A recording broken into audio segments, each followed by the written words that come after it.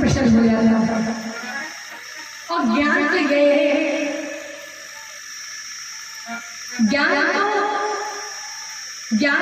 की दृष्टि है कि सब ब्रह्म में है, मैं और आप अलग अलग नहीं है। ये ज्ञान की दृष्टि है, ज्ञान की परिभाषा है। ज्ञान कहता है कि एक चेतन स्वरूप, एक सत्ता मात्र, एक वही सत्ता है जिससे कि समस्त माया भाषा से हो रही है।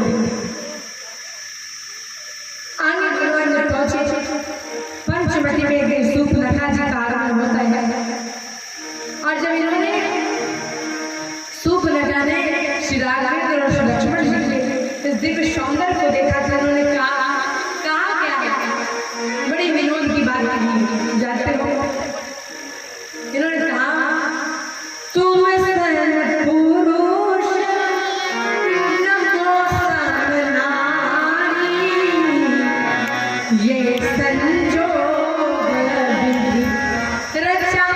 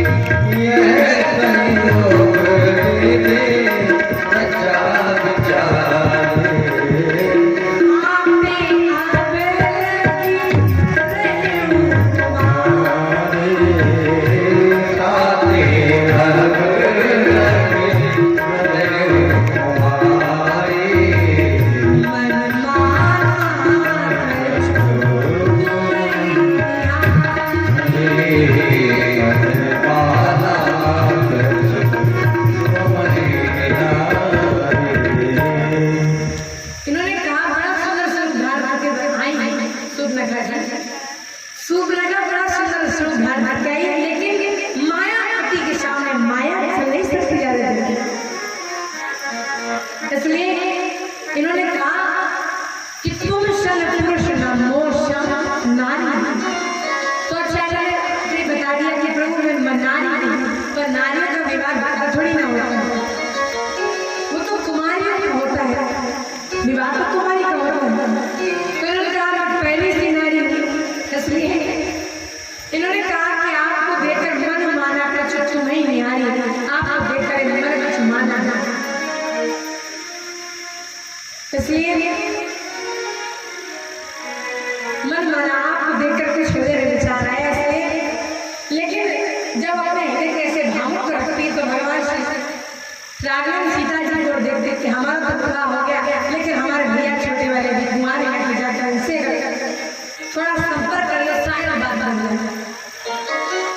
लक्ष्मण जी के पास जाते तो लक्ष्मण जी कह रहे थे कि वो सरकार है, मैं सेवक हूँ, और तुमके दासी बनना पसंद है।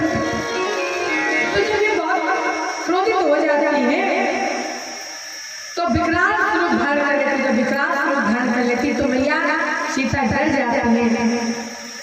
राघवन आदेश कर देते थे कि उचित दंड दे दिया जाए।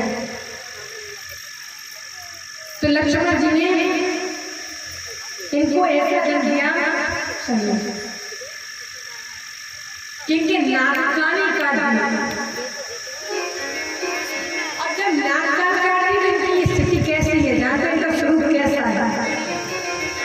नाक कान भई बिगड़ा जन प्रवेश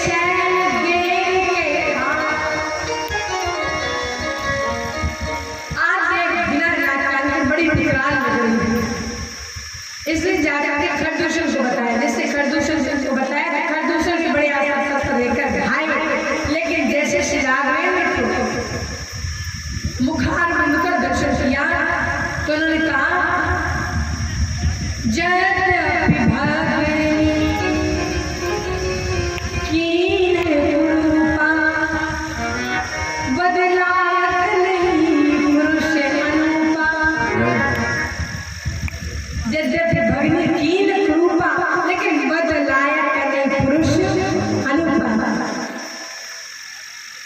यदि तुमने हमारी भूमि को गुरु किया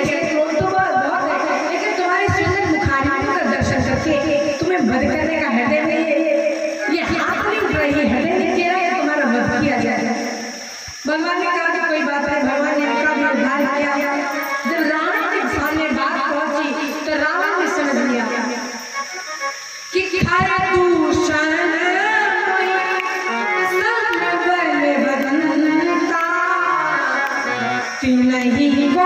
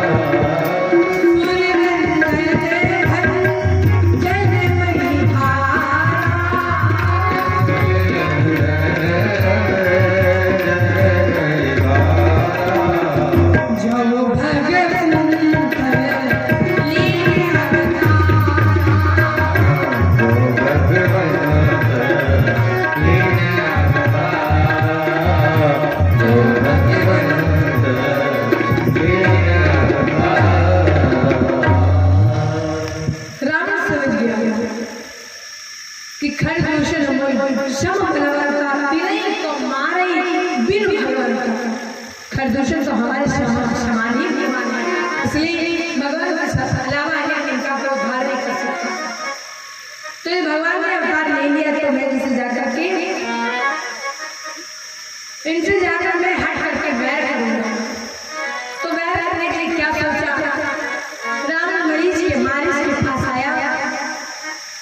सारी करना क्या है, सारी योजना के विषय बताया कि तुम सोने का मृग बन जाओ और आगे की लीला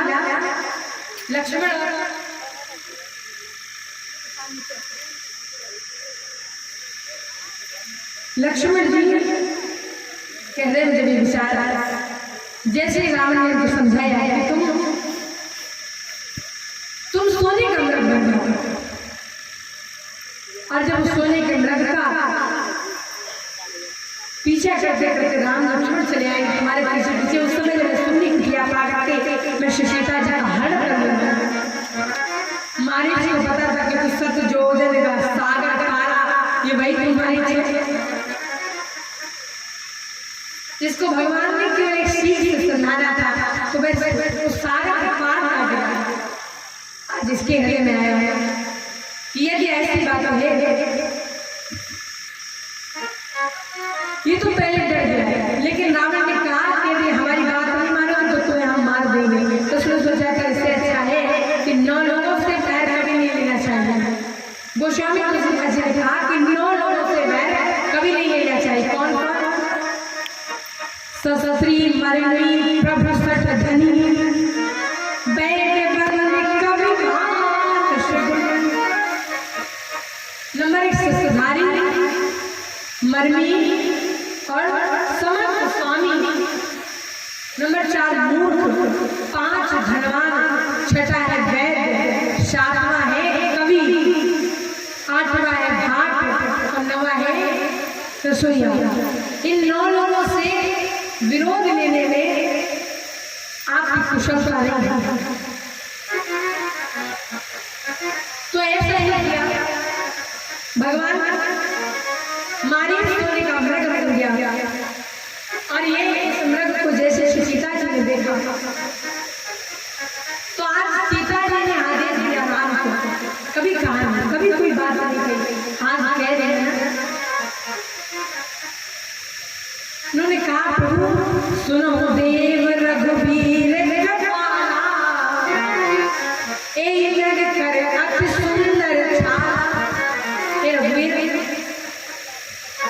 अति सुंदर इस मृग कितनी सुंदर मशाला है, इसलिए मुझे ये चाहिए। तो भगवान ने कहा ठीक है। लक्ष्मण जी से कहा कि तुम सीता की रखवाली में मैं अभी इस मृग की मृगशाला को लेकर आया हूं। इधर क्या हुआ, जिस समय श्री राघवेंद्र ने अपने बाणों के द्वारा इसका प्राणायाम हुआ, इस मारिच का प्राणायाम हुआ, तो इसलिए ये माया ही मृग था ना, तो इसने अपने प्राणों का त्याग करते समय हे लखन कहकर पुकारा। और जब ये शब्द सीता जी ने सुना तो सीता जी ने कहा लक्ष्मण को आदेश दे, लक्ष्मण तुम्हारे भैया ने पुकारा, तुम लक्ष्मण जी ने कहा कि मैं जाता हूँ, लेकिन मैं जो ये रेखा खींच रहा हूँ इस रेखा से बाहर मत आना, क्योंकि यहाँ राक्षसों का बड़ा भय है। उसी समय रावण छत्र में धारण करके भिक्षा लेने के साधु का धारण करके भिक्षा लेने आया। मैया सीता जी ने कहा कि कुटिया में श्री राघवेंद्र नहीं है, हमारे देवर लक्ष्मण नहीं से मैं मार लिया सकते से ले लीजिए। इन्होंने कहा भाभी भिक्षा नहीं लेते हैं। इनका जबरदस्ती हाथ पकड़ के जैसे बाहर निकलकर भिक्षा लेते हैं। बड़ी मैया सीता जी कर कमलों के रावण ने जबरदस्ती अपने रथ में बिठा करके आकाश चल पड़ा। तो जिस समय से चल पड़ा सीता के विलाप सुन भारी भय चराचर जीव दुखारी, सभी चराचर चराचर के सभी जीव दुखी हुए, लेकिन मदद के लिए कोई आगे नहीं बढ़ा। जैसे ना कोई डूबता होता तो सब लोग चिल्लाते हैं बचाओ बचाओ बचाओ, लेकिन बचाने वाला कोई एक ही होता है जो कूदता है। उसी प्रकार से आज यहाँ भी है। तो गीतराज ने जैसे बात सुनी तो तुरंत सीता का मैया को आश्वासन देते हुए कहा कि सीते पुत्री कर सृजन दासा करियो जातु धान करना। हे सीते हृदय धैर्य से ले बताओ, हम तुम्हारी रक्षा करेंगे। आज गीतराज ने 3 बार शक्ति लगाई। धावा क्रोध मद खग कैसे छूटे कवि पर्वत कहूँ जैसे रे दुष्ट ठाड़ की होई निर्भय चले न जाने मोही। ये दुष्ट मुझे जानता नहीं है, मतलब कि परिचय पुराना है। आज वृद्धावस्था इसके कारण ये नहीं, इसका अर्थ ये नहीं कि मैं तेरा कुछ बिगाड़ ना पाऊंगा। आज दशहरा इसने दशहरा को एक बार का तो दशहरा मूर्छित हो गया। जब दशहरा मूर्छित हो गया सीता जी को एक तरफ बिठाया गीतराज ने। पुनः दशहरा अपने पूरे बल के साथ था और गीतराज की अपने खट निकाल करके गीतराज के पंखों को काट दिया। तो आज भीतर के भीगी भूमि पर पड़े हुए हैं और श्री राघवेंद्र का एक मात्र श्री राघवेंद्र की आने की रात देखकर कि श्री राघवेंद्र आ जाए और उससे कह रहे कि जाओ और सीता का किसी प्रकार से रक्षा करो, मैं नहीं कर पाया। भगवान ने जैसे सुनी कुटिया देखी विलाप करते हुए एक खगमृग हे मधुकर श्रेणी तुम की सीता करते हुए भगवान आगे कुंडक बन के उठ चले जा रहे।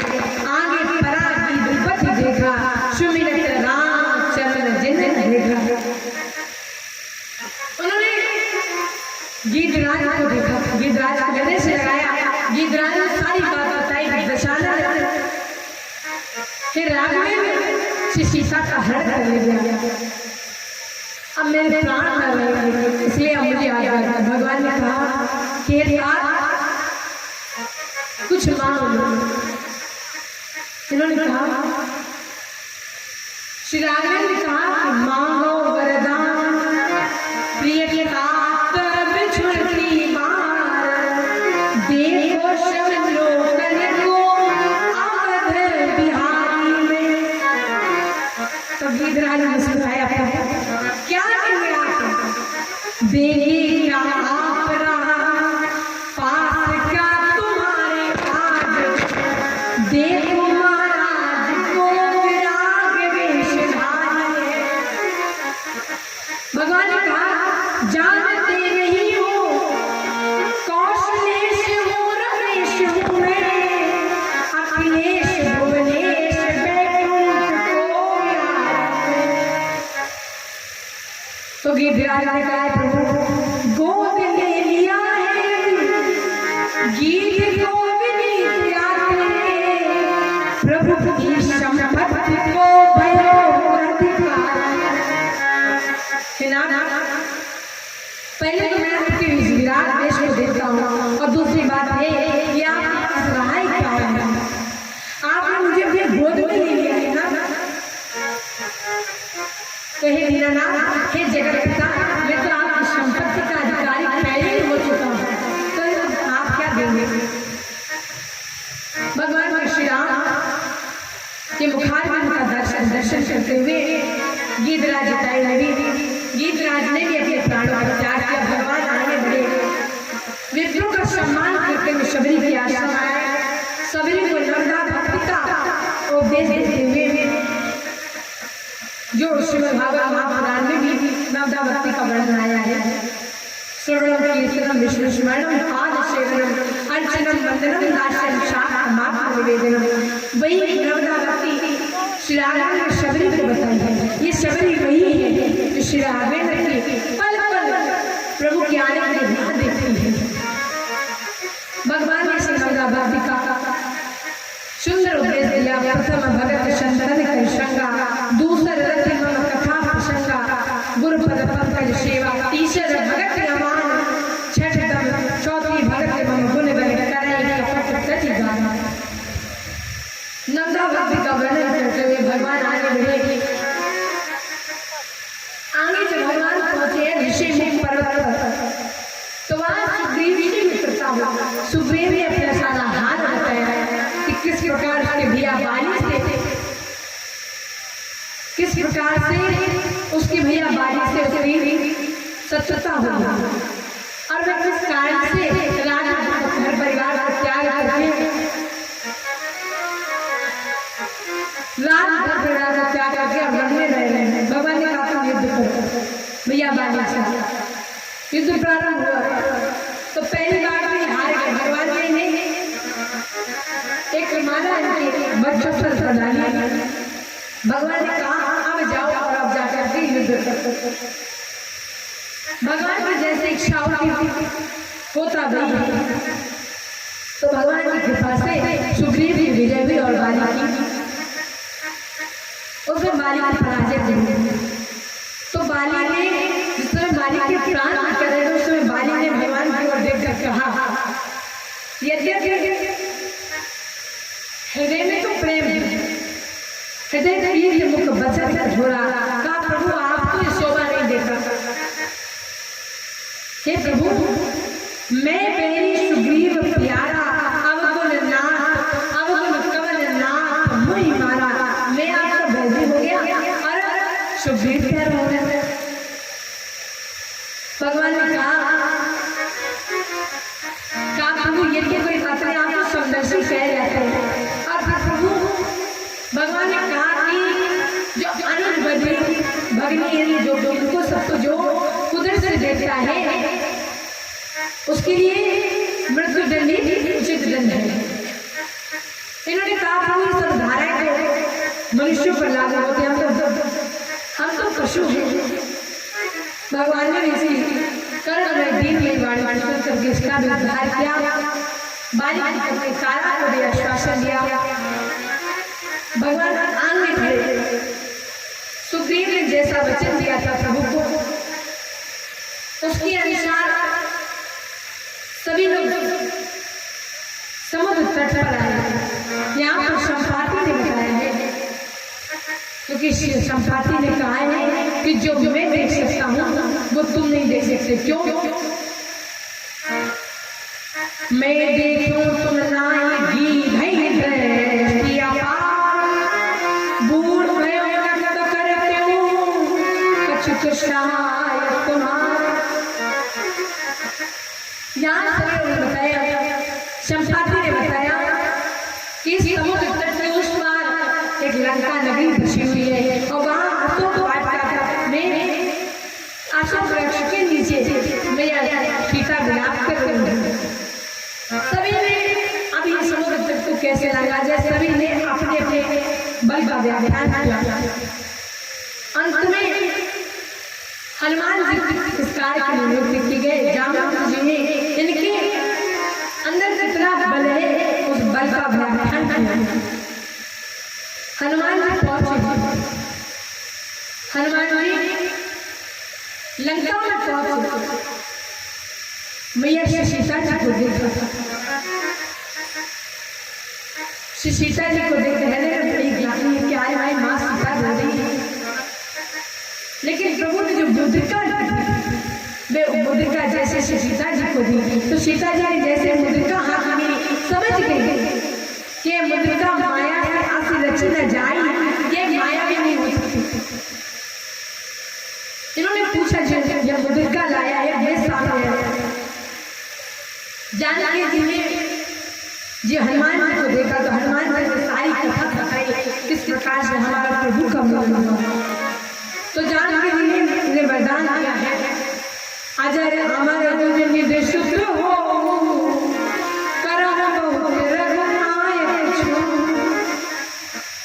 भगवान इनके विश्व से लेकर के मार जाते हैं लंकावासी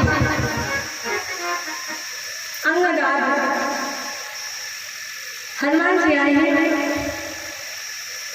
तो जिस समय हनुमान जी ने भूख की बात कही तो अक्षय कुमार आज इनका भी उद्धार हनुमान जी ने किया।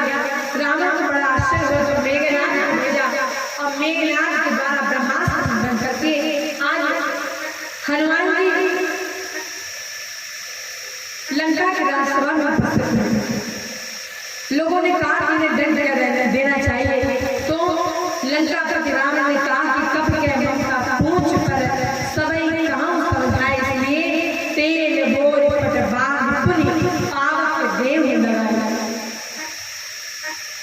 कपी के मिलता पूछ पर बन बनता है, और पूछ में कौन विराजमान है, मैया उमर। तो भगवान ने क्या किया, जैसे उस पूछ में अग्नि प्रज्वलित की गई तो जाला नगर निमिष की कमाई एक क्षण में सारे नगर को जला दिया, लेकिन एक विभीषण कर गए नहीं, एक विभीषण का घर छोड़ दिया। और ऐसा करके मैया सीता जी के पास आना गए, माँ मैया के पास गए, मैया से चूड़ा कर लिया और लेकर के मैया से आशीर्वाद लेकर के श्री राघवेंद्र के पास आई। तो श्री राघवेंद्र ने जैसे हनुमान जी को देखा है तो बड़े भाव से पूछा है, बड़े बीमारी से पूछा है कि हनुमान कहाँ आपके भाग जानकी रात करके रक्षा प्राण। हमारी श्री जानकी कैसे है? भगवान ने कहा प्रभु, हनुमान जी ने कहा कि प्रभु मेरी प्राण प्यारी तुम निज देख जग देखी शशि भागो वेग ने कहूँ न शंख ही आका। कित है कहाँ है कि देश के ही वेश माई, ग्राम नाम ठाम धाम वरण धराओ वीर। रसिक बिहारी कहो जनक दुलारी कहाँ, जीवन की बाला कैसे सहत वियोग पीर। मेरे दिन रात विरागिनी जलावेगा सपने सरावे बरसाएंगे सुबह। वे कैसे अपने प्राणों की रक्षा करते हैं। इधर क्या हुआ, इधर विभीषण से रावण को समझाया है कि प्रभु ये भैया जो आप कर रहे हो ठीक नहीं है। विभीषण ने रावण ने विभीषण को भी भगा दिया, और जिस समय विभीषण लंका का राज्य त्याग करके चले हैं उस समय आयुहीन भय सब कवई सभी लोग आयुहीन हो गए। भगवान ने समुद्र प्रार्थना की, लेकिन विनय न मानत जलद जुड़ गए। 3 दिन बीत बोले राम सको तब भय दिन होई ना प्रीति। बिना भय के काम नहीं होता, इसलिए काश सट सन विनय कुटिल सन प्रीति सहेज कपल सन सुंदर नीति। ये बात लक्ष्मण जी को बड़ी बड़ी लगी। प्रभु ऐसे करिए, समुद्र से जैसी ऐसी डांट सुनी तुरंत प्रकट हो गया, और प्रकट होकर भगवान से प्रार्थना की कि प्रभु आप नल नील नामक से 2 भैयाओं को ले आइए, और ये इस समुद्र तट पर समुद्र से पार जाने के लिए एक पुल का निर्माण करेंगे। सेतु बंध का निर्माण करेंगे। आज यहाँ रामेश्वरम की स्थापना करके भगवान ने इनकी भी प्रार्थना की, इनकी भी पूजा अर्चना की। इधर मंदोदरी की विकल्पता बड़ी की जा रही, रावण को समझाती है, लेकिन रावण सोचता है कि अब समय तो आ ही गया मरने का, तो क्यों ना सारे को भोग लो। तो ये बड़े प्रेम के साथ अपने राजसभा में नृत्य और भजन का आनंद लेता है। इधर प्रहस्त ने समझाया, मंदोदरी ने भगवान के विराट स्वरूप का वर्णन किया। सेतु बंध का निर्माण हो गया। सभी लोग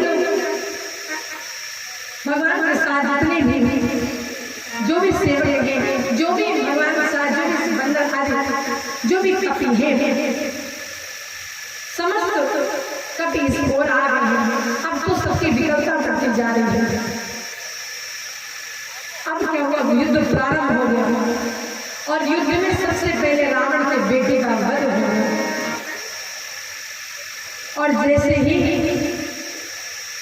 रावण के बेटे का वध अंगद ने किया, तो अंगद ने बड़ा गान किया है। रावण की राजसभा में जाकर कहा, हमारे इस पैर को हिलाकर दिखाओ। तो जब स्वयं दशानन के पैर को हिलाने के आगे बढ़ा है, तो अंगद ने पैर पीछे कर लिया। बस रावण जितने भी काम श्री राघवेंद्र के आगे करना है, सारी लड़ाई शांत हो जाएगी। आज प्रभु सेना के जैसे लंका प्रस्थान हुआ। इधर मेघनाथ ने रावण से प्रातःकाल कहा कि अब हमारा युद्ध देखना है। तो लक्ष्मण जी का और मेघनाथ का युद्ध हुआ है, जिसमें वीरधात्री का प्रहार हुआ। लक्ष्मण जी को लक्ष्मण सख्त लगी, जिससे सभी लोगों में बड़ी विकलता छा गई। सभी लोग बड़े दुखी हो गए। तो सुखेर नामक वैद्य को बुलाया गया। स्वयं भगवान हनुमंत लाल जी स्वयं बूटी लेकर के आए हैं। और ये लेने जिस समय गए, उस समय कालवानी में भी बड़ी माया थी। तो जड़ी बूटी से लक्ष्मण जी को की मूर्छा से जगाया गया। इधर फिर युद्ध प्रातःकाल प्रारंभ हो गया। अब प्रभु श्री राम जी सभी अपने समस्त सेनाओं को सूचित कर रहे हैं, समस्त अपने देव बलों को समझा रहे हैं। इधर कुंभकर्ण को जगाया गया, कुंभकर्ण को सारी घटना का वृत्तांत बताया गया। तो कुंभकर्ण ने क्या कहा अपने भैया से, क्या रे सुन दस कंधर बचन तब कुंभकर्ण बिलखा, अरे जगदम्बा हरियाण अब सट चाहत कल्याण। जगदम्बा का हरण करके अब अपना कल्याण चाहते तो हो नहीं सकता। कुंभकर्ण को भी मदिरा मांस आदि ऐसा भोजन कराया गया। जिस समय विभीषण कुंभकर्ण से मिला है युद्ध स्थल पर, तो कुंभकर्ण बड़ा प्रसन्न हुआ, कहने लगा कि विभीषण तुम धन्य हो जो प्रभु श्री राम के चरणों से तुम्हारा प्रेम है। आगे मेघनाथ की यज्ञ प्रारंभ हुई। भगवान ने इस यज्ञ का भी मेघनाथ का भी वध किया। राम को ज्ञानोपदेश कर रही बार बार मंदोदरी, लेकिन इसकी बात का कोई ध्यान नहीं देता। राम भी ज्ञान की बात करता है। राम कहता है कि जन्नत को जीत ही कौन सकता है। अब युद्ध तो श्री राम जी का रावण का प्रारंभ हो गया। युद्ध तो पता चला है, यदि उसका व्याख्यान किया जाए तो शायद समय बहुत हो जाए। तो जिस समय श्री राम और रावण जी का बड़ा भयंकर युद्ध प्रारंभ हुआ। अब दोनों ओर से आप शस्त्र छोड़े जा रहे हैं, लेकिन जो लक्ष्य प्राप्त करना है वो नहीं पा रहा है। तो भगवान ने विचार किया कि ये भी तो मर क्यों नहीं आया। तो विभीषण ने विभीषण से समझाया। विभीषण जी ने कहा कि ये प्रभु, इनके नाभि में यदि आप इनके नाभि को स्नान करें, जब तक इनकी नाभि में आप अपने बाण को नहीं संभालेंगे, जब तक आपके बाण से निकला हुआ तीर इसके नाभि में न लगेगा, तब तक इसका मरण नहीं होगा, क्योंकि इसके नाभि में मृत है। इसलिए तब तक इसका मरण हो ही नहीं सकता। सुनत विभीषण वचन कृपाला हर्ष गहे कर भगवान ने बड़े हर्ष के साथ अपना धनुष बाण उठाया और खेच सरासन शवन लगी छाड़े सर तीस रघुनायक शायक चले मानव काल फनीश। आश्चर्य जैसे अपने बाणों को छोड़ा जैसे ही बाण तीर रावण को जा लगा, रावण का भी प्राण हो गया। सियावर रामचंद्र की मंदोदरी याद करने लगी कि सभी देवताओं ने पुष्पों की वर्षा की। प्रभु ने श्री राघवेंद्र ने लक्ष्मण जी को भेज करके विभीषण का राज्याभिषेक कराया। विभीषण जी ने जानकी जी को सुसज्जित करके इन्हें पालकी में बिठा कर भेजा, लेकिन भगवान जी ने पैदल चलाया। और इसके बाद श्री जानकी जी की अग्नि परीक्षा हुई। जब अग्नि परीक्षा हुई तो लक्ष्मण जी को हृदय में बड़ा दुख लगा कि प्रभु ये क्या कर रहे हैं। भगवान ने सबको विदा करके तो शांत हो गया, सबकी विकलताओं हरण करके, सबके हृदय में जो दुख था उसका हरण करके आनंद सिंह शुक्राचार्य ने बड़े सहज स्वभाव से सभी को विमल भक्ति का आशीर्वाद देकर उन्हें वापस किया। इधर भगवान ने आदेश कराया कि जाओ अयोध्या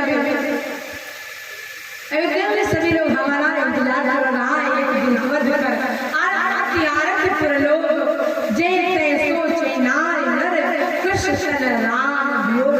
इसलिए जाओ और जाकर सूचना पहुंचा दो। हनुमान से कहा कि श्री राम लक्ष्मण श्री सीता जी समेत सभी सकुशल प्रहार हैं।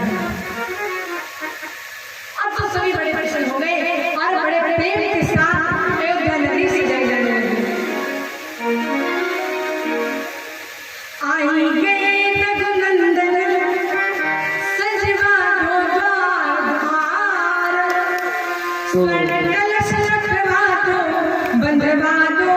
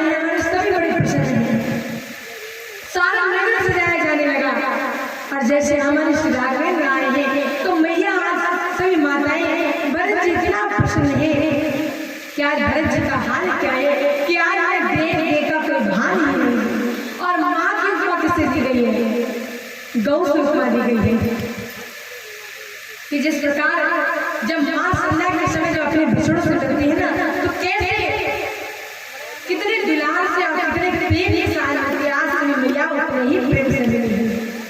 जानकी जी सासों से मिली, कौशल्या जी का हाल है। इधर राज्याभिषेक की सजावट हो रही है। प्रातःकाल का सभी मंगल रस्में मनाई जा रही है। सुमंत्र जी ने वशिष्ठ जी का आदेश पाकर रथ सजाया गया। आज प्रभु ने आज स्वयं भरत जी अपने प्रभु को अपनी सरकार को अपने हाथों से ले ला रहे हैं। माताओं ने जानकी जी का श्रृंगार किया। सभी देवता आ गए हैं। आज प्रभु के राज्याभिषेक में बड़े प्रसन्न हैं। प्रथम वशिष्ठ मुनि की